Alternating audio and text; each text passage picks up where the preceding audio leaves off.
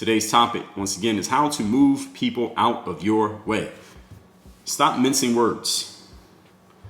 What does it mean to mince words? It means when you have something to say to somebody, but instead of saying it directly and saying it in such a way that no one can misconstrue what you mean, you dance around the topic and you say it in a roundabout, nice way. You beat around the bush, as we say, because you don't want to get too direct with that person out of the fear that if you get too direct with the person that they will either be offended or maybe they will get aggressive with you. And then you don't want to deal with the emotional discomfort that comes with the subsequent exchange. That's why people mince words. People mince words because they don't want to deal with the emotional discomfort that they anticipate will come if they get too direct with other people. I see this happening all the time. I mean, all the time. And the more I use an app like Clubhouse, or the more and when I just deal with people in person, I see people mincing words all the time. I mean, too often. So much that I'm talking about it right now.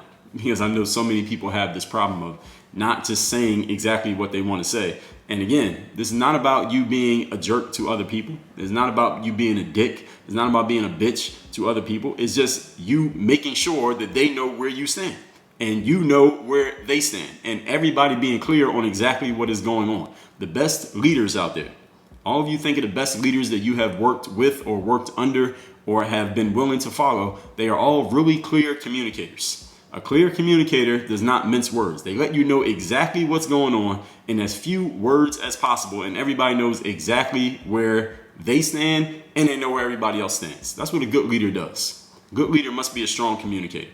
If you are one who is known to mince words, or you just know yourself to be one to mince words, you are putting a limit on your possible leadership. There's a lid on your leadership because of your unwillingness to get clear and direct with people as to where you stand, where they stand, and what you want. This is all a communication skill.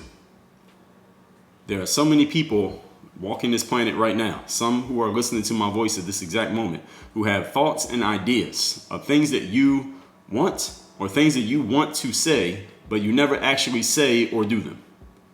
I'm giving you the impetus right now. I'm giving you the directive, the permission to stop holding yourself back. And there are a few reasons why I'm giving you this. First of all, every time that you don't say what you want to say, every time you hold yourself back, is a loss of who you actually are. Every time you don't really say what you really want to say, every time you mince words, you're holding yourself back a little bit. And even if nobody else knows that you're doing it, you know that you're doing it. You got to look yourself in the mirror knowing that you did it. You have to deal with, for as many times as you think about it moving forward, damn, I know what I wanted to say there, but I didn't actually say it. I know what I wanted to get across to that audience of people, or to this one person I was talking to, but I didn't actually get it across because I kind of held myself back a little bit because maybe you didn't want to offend that person. Everyone who's listening to me right now has been in this situation, and every one of us has been guilty of it at least once. When you go halfway with a half heart, first of all, people don't get your point because you didn't actually say it, so they don't really know what you mean because you didn't say it. You minced words. You chopped it up and you said it in such a safe, roundabout way that many people didn't even get it. You went over their heads with all the corporate speak. And another reason why, when you go halfway with a half heart, another result rather of going halfway with a half heart, is you know that you're doing it and it doesn't feel good. Because you got to look yourself in the mirror at the end of the day, knowing that you didn't say what you actually wanted to say. And now you're feeling like shit because you just blew that opportunity. How many times has that happened to you?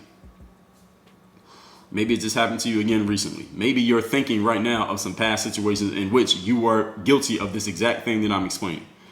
Let me ask you a question, a rhetorical question. Are you ready to stop having that problem?